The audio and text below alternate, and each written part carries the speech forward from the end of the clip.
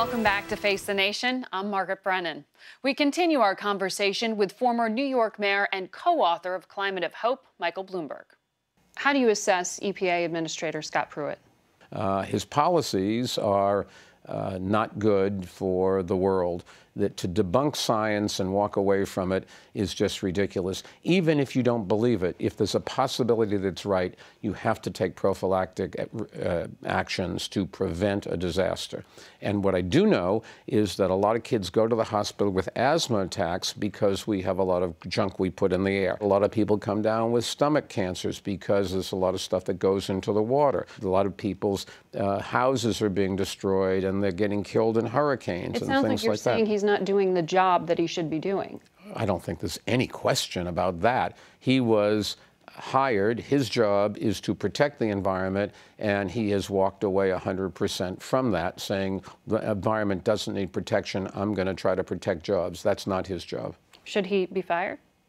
That's up to the president to decide. If he could get Scott Pruitt to change his policies, then he can keep him. But the issue is that what he's doing is very damaging to your health and your children's health and mine. But he would say, and the administration would say, that criticisms like yours are just pure politics now. If there's anybody that's making it a political issue, it's this administration. 99% of all scientists, after peer review, say that something is happening in the world. It's changing.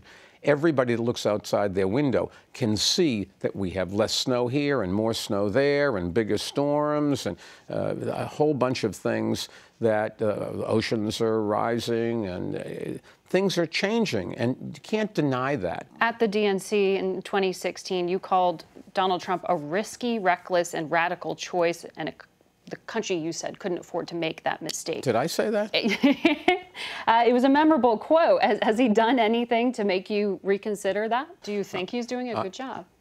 I think I would give him an incomplete grade. Some of the things that he's done, I don't agree with. The style of changing your mind every day and leaving your staffs out there to make embarrassing things that you don't back them up. And the turnover in the administration is really dangerous and worrisome, not fair to people.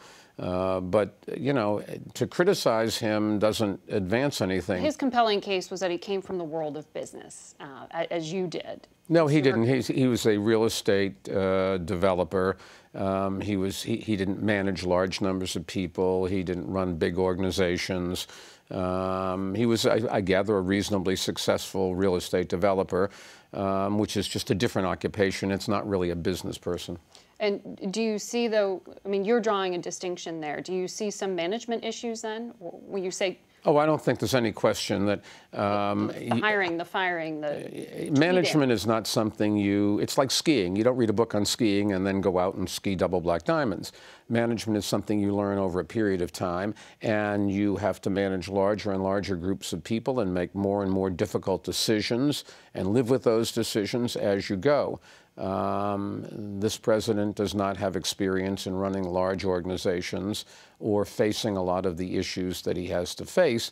And the one time I talked to him after he got elected, my advice to him was get people, regardless of their political persuasion, who have expertise in each of these areas that you're not an expert on, and give them authority to go along with responsibility, and then let them do it even when there are things that you don't agree with. And when they make decisions that you don't necessarily agree with or that don't turn out to be the right decisions, you have to back them up. If you don't give people the confidence that you're going to have their backs, you're not going to get good people, and you're not going to keep them. Now, you're an independent. You've been a Democrat. You've been a Republican. I know something about partisan politics. I've been them all. So do you see any candidates in any of those parties right now that you see embodying the kind of leadership you want to support and would support in 2020? I think if you look back at history, it is such a long time from this point in this cycle until the election that I bet you 25 cents the candidate that gets the nomination isn't even mentioned today. Because you're a numbers guy, what are the odds you'd put on you deciding to run? Not very high. You know, look, I've got a chance. Not very high, but not zero. Well, if God said I'd appoint you, I think it'd be a great challenge, and you'd have to think long and hard. And you know, you're physically able to do it. Do you think you can attract the right people? Because it's not going to be you; it's the staff that you're going to build that team that I talked about. But at the moment, I'm not running for president. I'm trying to do as good a job as I can. I'm interested in public education. I think the education system in our country is going in the wrong direction. We've got to find programs where people can get jobs. We have defense issues around the world. We have potential things that could damage or destroy our country. We've got to build alliances around the world and do those kinds of things. And I think I can, as a private citizen, help in some of those things. And that's what I want to do with my life. It also sounds like a platform. Well, anything you say could be a platform. I don't know that that's... do I think that the President of the United States should do those things? Of course I think the President of the United States should do those things, but he's not, or she's not, the only one that can do those things. New York Mayor Michael Bloomberg ruling out a run for office, sort of. Our full conversation will be available on facethenation.com. We'll be right back with John Dickerson, so stay with us.